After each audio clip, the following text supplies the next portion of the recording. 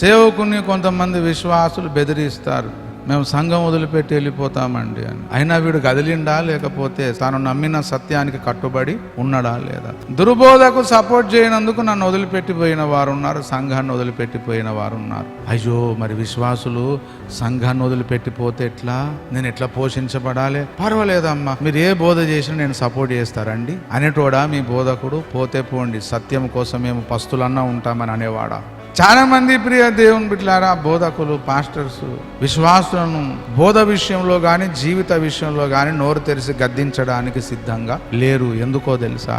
గద్దిస్తే ఎక్కడ వాడు దూరం అయిపోతాడేమో అని. చాలా కాల క్రితం నేను కరీనా నుంచి అప్ అండ్ డౌన్ చేసేటప్పుడు ఒక పాస్టర్ గారు, అప్పుడు నేను మనం ఇక్కడ బైబిల్ స్కూల్ నడిపించేవారు, ఆయన నాతో వచ్చినప్పుడు నేను అడిగాను, ఫలానా వ్యక్తి నీ దగ్గరకు వస్తున్నాడు కదా అంటే వస్తున్నాడు, వాడి జీవితంలో ఈ తప్పున్నది నీకు తెలుసు కదా అంటే తెలుసు, మరి నోరు తెరిచి నువ్వు గద్దించవచ్చు కదా, బుద్ధి చెప్పొచ్చు కదా అంటే నేను చెప్తా ఐజాక్ కానీ వాడు నెక్స్ట్ రోజు నన్ను నా ముఖం చూడాడని చెప్తున్నాడు. అంటే ఇప్పుడు ఈయన వాడికి న్యాయం చేస్తుండా అన్యాయం చేస్తుండా?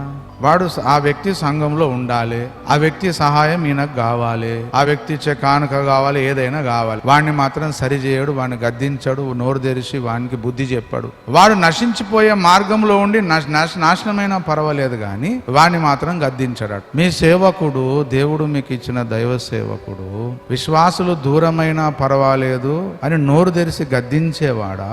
లేకపోతే ఏ విశ్వాసిని పోగొట్టుకోవద్దండి, ఎవరిని పోగొట్టుకోవద్దు. వాడెంత దుర్బోధ చేసేవాడు అయినా పోగొట్టుకోవద్దు, వాళ్ళలో కోరవ ఆత్మ ఉన్నా పోగొట్టుకోవద్దు, వాడు బిలాములా వ్యక్తి అయినా పోగొట్టుకోవద్దు, కయ్యను తత్వం కలిగి ఉన్నా వాడిని పోగొట్టుకోవద్దు, ఎవరిని పోగొట్టుకోవద్దని ప్రయత్నం చేస్తున్న వ్యక్తి.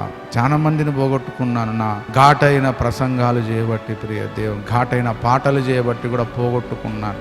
ఘాటైన ప్రసంగాలు చేయబట్టి హృదయంలో గుచ్చుకొని శాశ్వతంగా సంఘానికి దూరం అయిపోయి ఉన్నారు. అరే బాబు, నేను ఎప్పుడు ఏ ప్రసంగం ఏ పాట ఎప్పుడు రాయాలో నాకే తెలియదు, దేవుడు పలికిస్తే దేవుడు రాయిస్తే తప్ప నాకే తెలియదు. అన్ని తెలిసి చెప్తున్నా, నువ్వు అనుకుంటావు నాకేం తెలియదు. ఇక్కడ అన్ని తెలిసే వీడు ప్రిపేర్ అయ్యి వచ్చే మొత్తం అంత సబ్జెక్ట్ అంతా రాసుకొని వచ్చి చెప్తున్నా నువ్వు అనుకుంటావు, కానీ కాదమ్మా, దేవుడు పలికిస్తే పలుకుతా. నీ బోధకుడు ఎటువంటి వాడు? విశ్వాసులు సంఘాన్ని వదిలిపెట్టి పోతారని భయపడే పిరికివాడా, లేకపోతే విశ్వాసులను కోపగించి గద్దించి బుద్ధి చెప్పి వాడు వదిలిపోయినా పర్వాలేదు కానీ వాని మేలు కోరుకునేవాడా?